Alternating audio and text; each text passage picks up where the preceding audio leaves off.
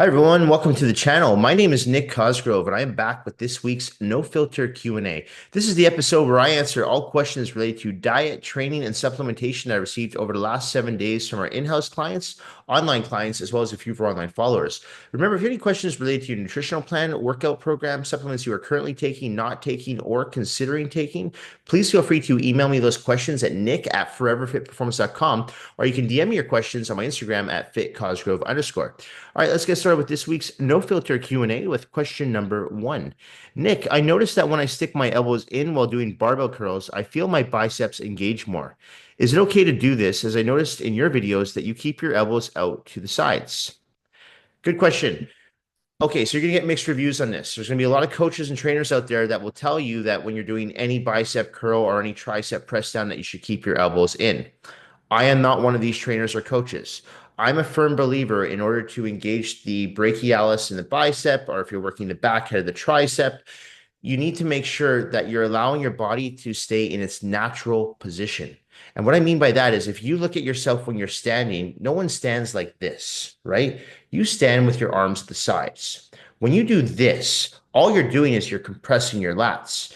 When you do this and then you throw in this as in a curl, you're putting unnecessary strain on your anterior deltoids, which is going to lead to shoulder impingement. Okay. This can also cause some issues in your tendons, especially in your bicep tendons. Okay. Because when you're compressing that uh, arm into the side and putting unnecessary strain on that deltoid, you risk tearing or straining a muscle belly. Okay. So I would not advise you to do this. Now, again, there's a lot of people that will tell you, oh, no, this is great. You're going to feel your biceps more because you're going to isolate it more.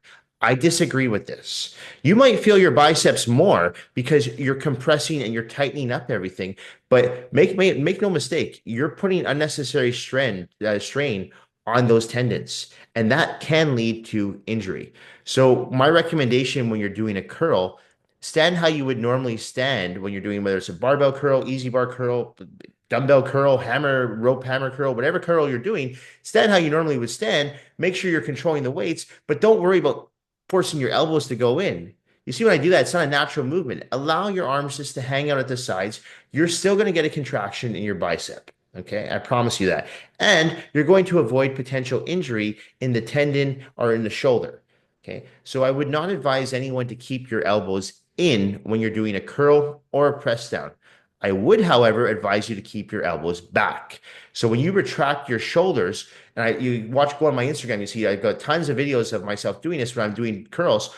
I make sure I keep my elbows back. So I'm involving the brachialis, as in the bicep, and I'm taking the shoulder out of the equation. So many times in the gym, I see people doing curls like this.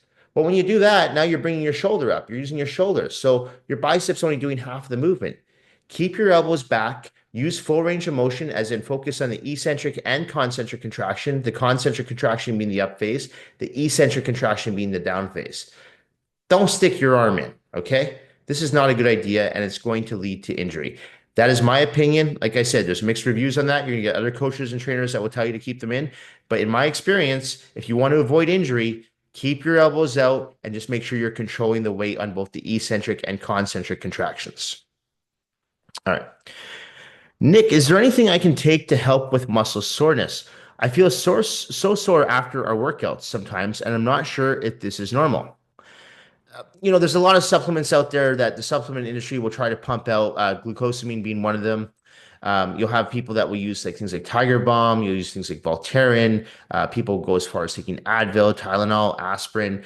All these things do work to a degree, but you have to be able to distinguish between good soreness and bad soreness. So good soreness is like, oh wow, I feel my muscles like they're sore. There's like, for example, if you train your legs on Sunday, if you train them properly, you shouldn't be able to train them on Monday or Tuesday. But at the same time, you should still be able to walk. So the good soreness would be like, oh, I can feel my legs. Yeah, it's a struggle to get up off the chair. It's a struggle to sit down on the toilet, but I can still walk. Okay. So that's the thing. Bad pain would be, oh my God, I can't move. Something's going on. Maybe it's in my sciatica. I did something that strained my glute, strained my quad. Now I can't walk. That's bad soreness, right? So you want to be able to distinguish between the good pain versus the bad pain, the good soreness versus the bad soreness. So I wouldn't recommend just popping pills because you're sore. Okay. Now, if for some reason you are to the point where you are bedridden and you can't move, you did something wrong in that workout. Okay. But in my experience, people who work with me and tell me, oh, I'm really sore today, it's a good soreness. So it's not like, oh my God, my lower back hurts, I can't move, or my knee hurts, or my hip hurts. It's like, oh, my muscles hurt. And if that's the case and you're going into another workout and you're still somewhat sore, my recommendation is take one or two Advil. Don't make a habit of doing this every day though, because we talked about this in the past, how Advil is very hard on the intestinal tract and the stomach lining. But if you absolutely need to, you can take some ibuprofen. My recommendation is don't exceed more than 3 or 4 caps a day and don't do it for more than 2 or 3 days in a row, because you will have some problems with your stomach by doing that, your digestive tract. But again, the more fit you are, and I say this time and time again, the more fit you are and the more healthy you are, the more active you are, the less sore you're going to be. Okay. I mean, I work out every day. I do cardiovascular exercise every day, and I attribute a lot of that to my mobility and flexibility from moving, constantly moving. But if you're just working out sporadically and you're doing like one workout a week, or maybe you're doing two workouts every 2 or 3 weeks, yeah, you're going to be sore. You're going to be very sore. Okay. And it might not be a good soreness because you're irritating your body. You're doing something foreign to your body, but you're not doing it consistently. So the more consistently you train, as in go to the gym, lift weights, make sure you're doing some form of cardiovascular exercise at least 3 or 4 times a week, you will be less sore. This I can promise you. Okay. So my recommendation is get in the gym more, train smart, make sure you're following a good training split. Don't just do the same thing every day in the gym. Make sure you have a good training split. Your exercise sequences make sense, your combinations make sense, and that should help you remain injury free and sore, but not to the point where you can't move. All right. Nick, how often do you recommend a person weigh themselves if they are trying to lose weight? You know, there's no standard rule of thumb here. Okay. So with clients that I work with online, I do ask them to send me their weight twice a week. With my Canadian clients, it's on Tuesdays and Fridays, and my American clients, it's on Mondays and Saturdays. But if I'm working with someone who I know just from talking with them and working with them for over like a few months or maybe a few years, that the scale is a bit of a mind fuck for them, I don't ask them for their weight because I know that's almost like a self-sabotage trigger for them. And I know that regardless if the weight goes up or goes down, it's not good for their mental state. Because if it doesn't go down, then they freak out and they think that they're not progressing, or even worse, that they're going backwards and they're putting on weight. So they self-sabotage themselves and maybe they go off the diet and they go on a binge eat. I've seen this before. Or then you get people who see, oh my God, I'm down 2 or 3 pounds this week. And then they kind of take their foot off the gas because they're like, oh, I can allow myself to eat more, I can relax more, maybe not go to the gym as much. So if someone has an unhealthy relationship with the scale, I don't ask them for their weight. I just ask them for photos. So you have to know your personality type, and you have to know that, is the scale a trigger for you? And if it is, my recommendation to you is don't use it. I mean, I haven't weighed myself, it's gotten probably 5 years since my last competition. Not because the scale is a trigger for me. I could care less if I jump on the scale, but it's not necessary for me to weigh myself anymore. It was necessary when I competed if I was trying to make a weight class, but now that I'm not trying to make a weight class, I just go by the mirror and how I feel. Okay. So it's not because it's a trigger, it's just because I don't care. But if I am working with someone who is trying to lose weight or gain weight, I will ask them, I'm like, I'd like to have your weight twice a week. Is this okay for you? Most people are okay with it. But there are a few people I have worked with and I do work with right now who the scale is a trigger. So I said, we don't need it. Don't worry about it. Just send me your photos. Okay.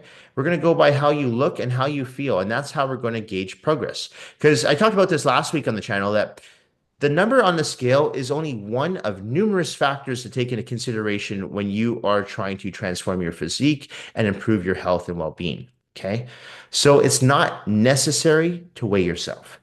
If you are going to weigh yourself, though, I will tell you this. My recommendation is to weigh yourself the same day, the same time of every week.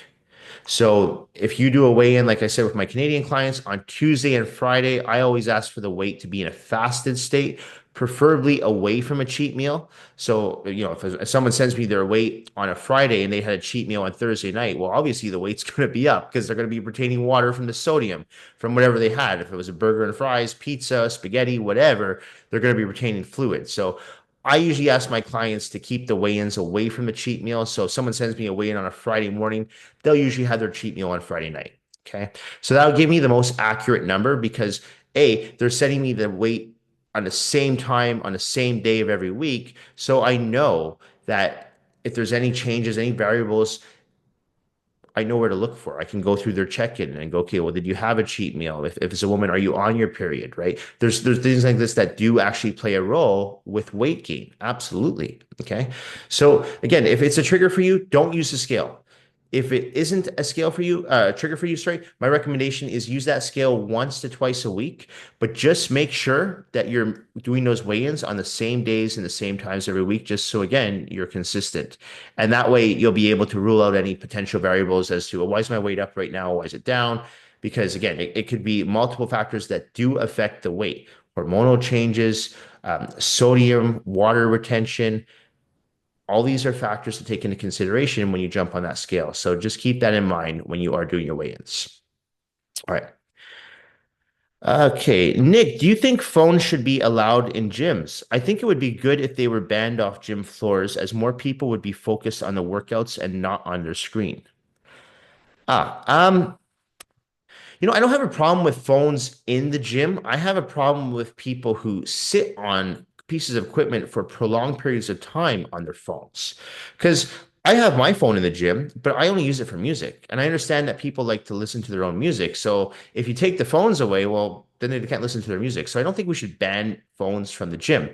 I do think, though, what we should do is put designated areas in the gym where people can go and text, people can go and talk, people can go and scroll through Instagram, TikTok, whatever they want to do.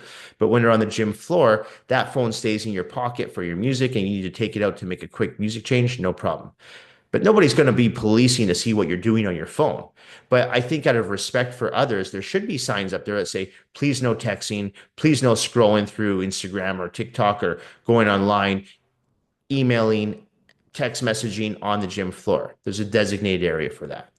That's what I think they should do. And again, I'm in a private facility, so people don't use their phones. I mean, they're with their trainers, so obviously they're not going to use a cell phone while they're working out with their trainer. But in commercial gyms, it's a big problem. And it's a big problem because the phones are a distraction. And I've talked about this numerous times, how when I used to train at commercial gyms, how annoying it would be to want to utilize a piece of equipment and looking at someone who's just sitting there for 5, 10 minutes, not even doing anything, but being distracted on their phone. And, there's a lot of people that will say, well, don't you rest in between sets? And I always say, yes, of course I rest between sets. But when you're resting and looking at your phone, that 45-second rest period can easily turn into 3 to 5 minutes. Okay. So I think it's incredibly disrespectful if you're utilizing a squat rack or a bench press or a leg extension machine or a leg press or whatever you're using, a bench, and you're sitting on there not doing anything for 5, 10 minutes. Well, there's people who want to work out that can utilize that piece of equipment. So I don't think phones should be banned from the gyms, but I think there should be signs. And I think those signs should be very clear. So they're telling people like, no, don't text in the gym. Don't answer a phone call in the gym. We have designated areas you can do that. Go off the gym floor and do that. No problem. Okay. Because I think if more and more people were doing that, first of all, better people would get better results because they're working out more intensely. They're resting a lot less time. They're taking a lot less time of break in between sets. So they're getting more done in their workouts. They're working out more efficiently. So they're going to get better results. And two, it's just going to create a better flow in the gym. I've never had a problem with a busy gym. I like busy gym. I love busy gyms where people are working out because I feed off that energy. And it always runs super well, as in the flow of the gym. People are working out, they're sharing pieces of equipment, but it's like you go, I go, you go, I go. The phones, as soon as they come out, everything slows down, everything is chaotic because you don't know if someone's finished, how long they're going to be on a piece of equipment, what do you have to do next? Because that's in use for 10 minutes, that's in use for 20 minutes, and all people are doing are sitting on their phones. So Yeah, I don't think phones should be banned from the gym, but I think there should be designated areas in commercial gyms where people can go off the floor to answer a phone call, to send out a text message, reply to an email. If they must, look at TikTok Reels or Instagram Reels, although I don't know why people are doing that when they're working out, but they do. So I think there should be an area for that. And the people who want to work out can work out. And they don't have to be worried about having to wait for 10, 15 minutes for a piece of equipment that someone could easily be done with within 5 minutes if they were training without the distraction of the phone. All right. Nick, I've been working out with weights twice a week for the past year and have seen some change in my body. However, I still can't lose fat in my stomach. Would you recommend that I change my weight workouts to cardio workouts so that I can lose that extra weight? No, I would recommend that you start incorporating more cardio workouts in addition to your weight workouts in order to lose that weight. Okay. You don't take out one thing and replace it with the other and hope that that's going to help get rid of the gut. Okay. Because then what's going to happen? Well, if you're no longer doing the weight sessions, well, now you're going to lose the muscle that you built. Right. So why do you want to do that? And another mistake is relying on cardio to burn fat. So my recommendation is to do the two. You do the weight training with the cardiovascular exercise because the weight training is going to allow you to build muscle, which in turn is going to allow you to burn more calories in a rested state, which equates to fat loss. Okay. So I would do both. The analogy I use when it comes to losing body fat or building muscle, it works really well with a lot of my clients who are business owners, this analogy, because I say, did you build your business working twice a week? No one ever says yes, ever. And they always say, well, no, I'm in there maybe 7 days a week, 12, 14 hours a day to build that business. I'm like, right. So you built a very successful business by working on it day in, day out for 12 hours, 14 hours, 16 hours a day. What makes you think that you can transform your physique working out twice a week? Especially if you're someone who's really far behind the eight ball, someone who's maybe 50 pounds overweight, someone who doesn't have any muscle mass because they've never trained with weights. So you can't expect an incredible transformation if you're only in the gym twice a week. You might get decent results, which sounds like you have, but you're not going to get incredible results. So for you to lose that gut, you've got to put a little bit more time into the gym. You've got to put a little bit more discipline into your diet. There's no way around it. So that's the analogy I use with a lot of my clients who are business owners because they understand. They're like, yeah, no, I never built my business working once a week or working twice a week. I had to work on it to build it. And it's the same thing with your body. You have to build it and you have to be consistent and you have to be dedicated and you have to be there day in, day out. No, you don't have to be lifting weights 7 days a week and you don't have to be doing cardio 7 days a week, but you have to be there on a consistent basis, more than twice a week. My recommendation to people who are trying to lose weight and are trying to lose a lot of weight, they should be doing some form of activity, whether it's resistance training, cardiovascular training, even Pilates, yoga, whatever, just movement, walking at least 5, 6 times a week. Why not? I don't think that's going to lead to overtraining, especially if you're mixing it up and doing something different. So many people are worried about overtraining, but I've yet to meet anyone who's ever overtrained. Most people undertrain. Okay. And I talked about in the past, the only people who are truly at risk for overtraining are professional athletes because they're the ones out there playing hockey 82 games a year or playing basketball 82 games a year, right? So those are the guys that are doing the repetitive motion day in, day out. So the thing with the gym is what's great is you can do different types of muscle groups on different days. So you're not doing the same motions every single day. So it's very hard to overtrain if you're training intelligently, especially if you're throwing in cardio on one day, weights on one day, Pilates on one day. So you're doing something different, but you have to do more. Okay. So you can't expect to get dramatic change or see dramatic results if you're not willing to put in the time and effort. And don't forget, too, the diet is huge, huge. I do see a lot of people who train really hard in the gym, but then outside in the kitchen, they shit the bed. Their diet is disaster. And I always tell people like that, I'm like, you're working so hard in the gym. If you just were a little bit more disciplined with your diet, you would see much more significant change and results with your physique and your health. So you have to put them both together and you have to stay consistent and you have to be dedicated to the process. In my experience, this is the only way that you're going to transform that physique, improve your health, and in your case, lose that gut. All right. Nick, I know that this might be a stupid question. There are no stupid questions here. But it is possible to, but is it possible to turn fat into muscle once you start lifting weights? Yeah, that's not a stupid question at all because usually you get people that say, well, muscle turn into fat if I stop working out. And of course, most people know, no, that's not going to happen. But I don't think I've actually ever been asked, will fat turn in, can you turn fat into muscle? So it's not a stupid question. I don't think I've ever been asked this question. So the answer is no. You can't turn fat into muscle. Okay. But what you can do is you can lose fat and build muscle. And despite what numerous trainers and coaches and fitness enthusiasts out there will tell you, you can lose fat and you can build muscle at the same time. You do not need to be in a severe caloric deficit to lose fat, nor do you need to be in a severe caloric surplus to build muscle. These are all misconceptions that have been passed on throughout the years that I attribute to more bro science. Okay. You can build muscle and lose fat at the same time. How do I know this? Because I've done this myself and I've done this with hundreds of people over the years. Okay. Again, you just have to train and eat intelligently. Okay.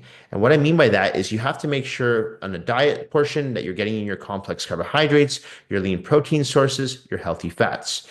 On the training side, you have to make sure that you are following a training split that's well structured, put together properly, incorporates proper sequencing, as I mentioned in the last question. Okay, making sure that you're following a program that is designed specifically for your goals and your lifestyle and your training schedule as to how often you can get into the gym. But if you are someone who is overweight, you're not going to turn that fat into muscle. What's going to happen though is if you're following a structured program that includes cardiovascular training along with resistance training, in addition to a sound diet and supplement protocol, you're going to lose that fat. And in the same time, you're going to build that muscle. Okay. So fat doesn't turn to muscle. Muscle doesn't turn to fat. That doesn't happen. Okay. But that's not a stupid question because honestly, like I said, I've never had that question before.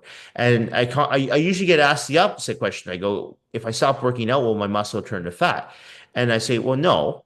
But if you stop working out, you will lose that muscle eventually. I mean, over the course of a year or so, you're going to lose that muscle. Your body will eventually just break down that muscle because it doesn't need it anymore. But it doesn't necessarily mean it's going to turn to fat. Now, you might get fat if you become completely sedentary and inactive, then yes, you're going to get fat. But it's not because your muscles turning to fat, it's because you're turning yourself into fat because you're not as active as you once were. Okay, you're not in the gym anymore. You're not doing as much cardio anymore. Maybe you got a little bit more relaxed on your diet. I've seen that time and time again with people who stop going to the gym. It's not that their muscle turned to fat, it's just that they allowed themselves to get fat because they stopped building muscle. They stopped trying to maintain and preserve that muscle mass. Okay.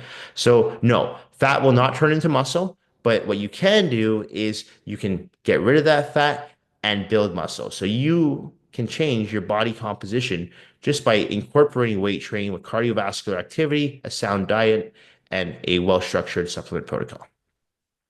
All right. Okay. Nick, how much muscle would I lose if I went on Ozempic for just 4 weeks? I would like to lose a little fat around my midsection, but I don't want to lose any muscle. Okay, well, first of all, you really shouldn't be using Ozempic as a fat burning tool unless you're type 2 diabetic or you're morbidly obese. Okay, and I touched on Ozempic a few times over the years, but if you're going to go down that route, you really want to make sure that A, you're working with a doctor who's prescribed this to you. You're not getting something off the black market because who knows what you're taking. And you have to really make that decision. Do I really need this? Because a lot of people take the easy route and they'll take Ozempic who don't need Ozempic. They just need to get on their diet. They just need to get in their training, but they're trying to take that easy way out. For people who need it, type 2 diabetics, this is a fantastic drug. Okay. It works incredibly well. It's really effective for regulating your insulin levels, your blood sugar levels. It's a great drug. Okay. But if you're someone who just needs to lose like, 5, 10 pounds, 20 pounds, no, you shouldn't be taking Ozempic. Okay. I'm going to give you my personal opinion on that. You shouldn't be taking Ozempic. Okay. Now, taking Ozempic for 4 weeks makes no sense whatsoever.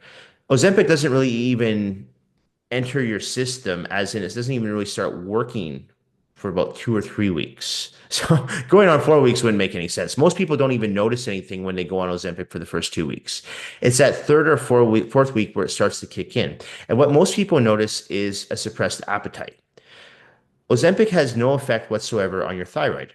Okay, so for people who are on Synthroid or people who have inactive thyroids, it's actually a good drug to take because it doesn't have any negative impacts on your thyroid whatsoever. Okay, but the problem is that if you're taking a drug like Ozempic and you don't need Ozempic, what happens when you come off of it? Well, your appetite's no longer suppressed. So you're most likely going to put a lot, maybe not all, but a lot of that weight back on because now your appetite's coming back. Okay. So this is why I don't recommend taking Ozempic unless you yourself actually need Ozempic. Okay. So to answer that question, you're not going to actually lose any muscle. And that's another misconception too, is that with Ozempic, because it doesn't have any impact on your thyroid, it's not going to burn muscle. It doesn't burn muscle. That's not how it works. Okay. The biggest thing with Ozempic is that it will suppress your appetite. So people eat less, and that's how they lose the weight. If you look at what it does with your blood sugar levels and your insulin levels, it has a huge thing with regulating that. So it allows you to get full much more quickly. So someone who does need to lose weight can lose weight quite easily because they're not able to eat as much. So they're going to go into somewhat of a caloric deficit and they're going to lose weight. Okay. And that's why it's another good tool for people who are morbidly obese. So let's say 300 or 400 pounds to take Ozempic because it will help them lose that initial 50, 75, 100 pounds. So you're not going to lose muscle on Ozempic. However, if you are taking Ozempic and you have a suppressed appetite and you don't really need to lose weight, well, guess what? You're not going to be getting as much protein. So in that sense, you could lose muscle. Your body could go into a catabolic state, but it doesn't burn muscle. Okay, it's not like something like a Cytomel. Cytomel is a fat burner. A lot of bodybuilders use it to get ready for shows. That drug, if taken too much and if not taken in the proper dosage, and if not combined with, say, something like clenbuterol and testosterone, you will burn muscle for sure. It'll attack muscle. And I've seen it happen with people who've made that mistake with taking Cytomel. But Ozempic doesn't work like that. It doesn't work in the same degree where it'll just burn muscle. But yeah, indirectly, you will lose muscle, I guess, if you're taking it for prolonged periods of time, because if your appetite's suppressed, you're not going to be able to eat as much. And if you can't eat as much protein, you're going to lose muscle. So I wouldn't recommend anyone take Ozempic unless, again, you're type 2 diabetic or you're morbidly obese and you're being monitored by a doctor. Those are the only times and the only people that, in my opinion, should be taking Ozempic. All right. A few more questions here. Okay, Nick, I took some time off from the gym and I'm now having a really difficult time finding motivation to get started again.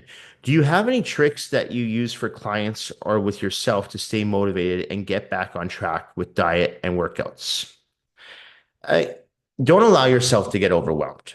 Okay, stop trying to be perfect. Not every workout has to be perfect. Not every single thing that you put in your body as far as nutrition and supplementation has to be on point. Every day, just try to do a little bit better, be a little bit better, do a little bit more. So if you go to the gym on a Monday and you do, let's say, a chest workout and you're able to get, I don't know, 12, 16 sets in that chest workout and that's it, you can't do any more. The next time you go back to that chest workout the following Monday, say, you know what, I'm going to try to do 18 sets. And the following week, I'm going to try to do 20 sets. And then if you look at it on a daily basis and say, okay, well, today I did, a 20-minute run. Tomorrow I'm going to try to do a 22-minute run. And it might not be 2 minutes of running. It might only be 1 more minute of running and 1 minute of walking, but that's still 2 more minutes than you did the day before. So what I'm saying is make small goals for each day, each week, each month, each year. Don't go in there thinking, oh my God, I got to do a 1 hour workout, then I got to do a 1 hour cardio session, and I got to do all my meal.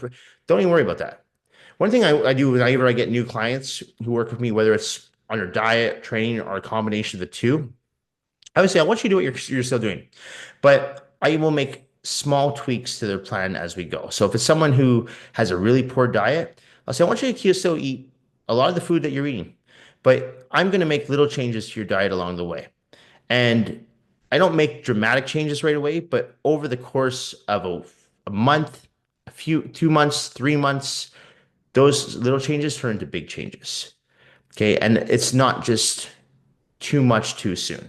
Because if you do too much too soon, you're most likely going to get burnt out and you're going to get discouraged because you're not seeing the results you want to see and you're putting too much time, too much effort into something that you haven't been doing.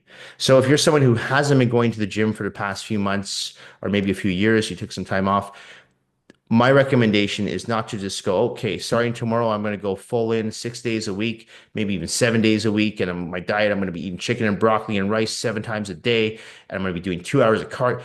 Don't do that because you might be able to stay consistent with that for a week, maybe even a month. But it's going to be very hard to maintain and sustain that type of training frequency and intensity for life. And it truly does come down to life. I was talking with one of my clients this weekend, and like she's working with someone on their diet. And I said, look, what makes a successful diet is a diet that is sustainable.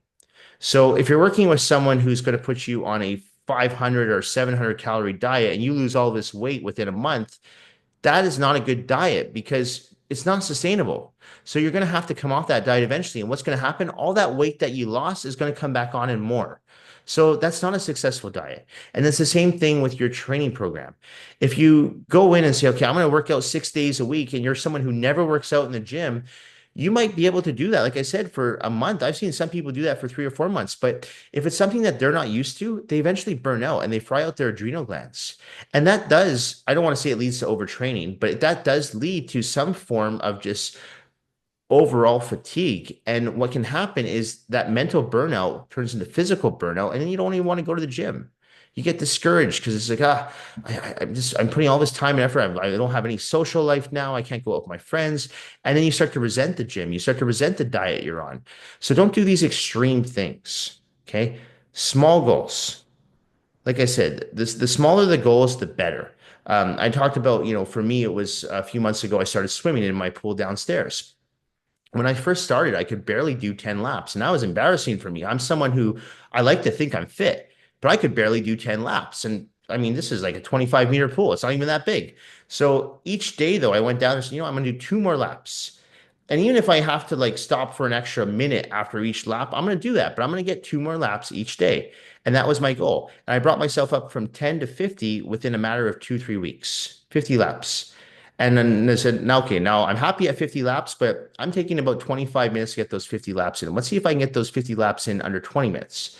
So each time I would go back to the pool, now I'm like, okay, I want to take off 15 seconds off my last time. And I would do that. That would be my goal. It's a very small goal, but that works because it's not too much. It's not going to overwhelm me. It's not like, oh, I got 10 laps today. I better do 50 tomorrow. No, I'm because I might do that 50, but I'll be exhausted. I'll be sore and not a good sore. And I'll be like, this is not worth it. This is too hard. But if I can condition my body slowly to get there, it's a lot easier. It's like landing a plane. You don't just nosedive, right? You land the plane smoothly. So same thing with your goals, smoothly. Okay. Small goals each day. They don't have to be something dramatic. Okay. It could be something so easy as I put in 2 packets of sugar into my morning coffee. Tomorrow I'm going to start putting in 1 packet of sugar. I'm going to do that for a week. The following week, I'm only going to use half that pack of sugar. And the following week, I'm not going to use that sugar. So I promise you, this works. Okay. It says 21, they say it takes 21 days to develop a habit. There's a lot of truth to that. But if you try and develop that habit overnight, rarely, if ever, have I seen that work for anyone. All right, last question. Nick, I'm trying to lose some weight, and one of my friends who works out all the time told me that I should be doing cardio first thing in the morning on an empty stomach. The problem is that I start work at 6 a.m. on most days, so I have to get up at 4 a.m. to do this. Will I still lose body fat if I do cardio at the end of the day as opposed to the beginning of the day? I'm also lifting weights 4 times a week after work at 3 p.m. Thanks, Nick. Okay, so your friend is right to a degree. It's actually more efficient to do cardio in a fasted state. Again, I'm going to get a lot of these new school coaches out there that say, no, that's not true. Well, listen, I've done this before and I've done this with people, and it is true. The reason why fasted cardio is so effective is because you're utilizing fat as your primary fuel source. If you go have a cup of white rice and you have some chicken breast and then you go do an hour run, that's not bad. but you're utilizing the carbohydrates from that white rice or brown rice or quinoa, whatever you have, to get through that cardiovascular activity. So you're going to burn some fat, but you're going to burn more fat if you do it in a fasted state. So in your case, though, I mean, you don't want to wake up at 4 in the morning to go do cardio, and you don't have to. Okay. One thing you could do is you could do your cardio after your weight workout. So you work out at 3 in the afternoon. So you could do your cardio after your weight workouts because guess what? If you work out at 3 in the afternoon, and let's say you have a meal at 2:30, you have that same chicken and rice. Well, you're going to utilize those carbohydrates from that rice and apply them to your resistance training workout, which is good because carbohydrates help increase glycogen storage, which is necessary when train with weights. That's a good thing. So then you do your weights. So you see, you do a 45-minute back workout. Now you've utilized all those carbohydrates for that back workout. And now you're in what we call a semi-fasted state. So now you go to your cardio, whether that's treadmill, elliptical, bike, maybe go for a swim, whatever it is, but you're in a fasted state. And in your case, yeah, it's 3:30, 4 o'clock in the afternoon. So you don't have to wake up early to do that. But that would be a more efficient way to utilize those calories in order to burn body fat, as in you're not using the carbohydrates that was stored as glycogen storage. Okay. So your friend is right in a sense, but you don't have to wake up at 4 in the morning to do fasted cardio. I was in the same boat when I used to train for shows, is that I would usually start my day at like 5 in the morning. There's no way I'm waking up at 3:30 to go do an hour of cardio. That's not going to happen. So what I would do is I usually train in the afternoon, maybe 1 o'clock, 2 o'clock in the afternoon, like what you're doing. And then I would do my 30, 45 minutes, sometimes an hour of cardio after the weights. And that worked really well. And I did that for, God, 10 years. It worked great. So fasted cardio is a more efficient way to lose body fat. But honestly, as long as you're doing cardio, that's going to help too. So even if you can't do fasted cardio, just the fact that you're doing it, you will lose fat. Now, you might not lose fat as fast as if you do it in a fasted state. So if you want to do it more efficiently, my recommendation is to do your cardio in a fasted state, which, yes, for a lot of people, that is first thing in the morning, especially people who work from 9 to 5, because they can easily get up at 6, 7 a.m. in the morning, do their cardio, go to work. Or in your case, and my case, after the weights, which is the afternoon for you. You're still in a fasted state. It'll work. Don't overcomplicate it. I promise you, it'll work.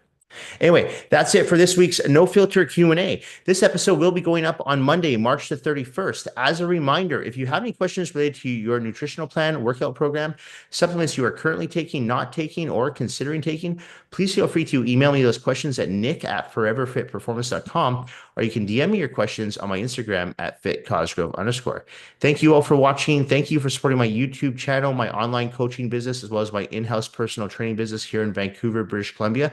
I truly do appreciate all the support and feedback that I receive from each and every one of you. Thank you all again, and I will see you all next week. Bye for now.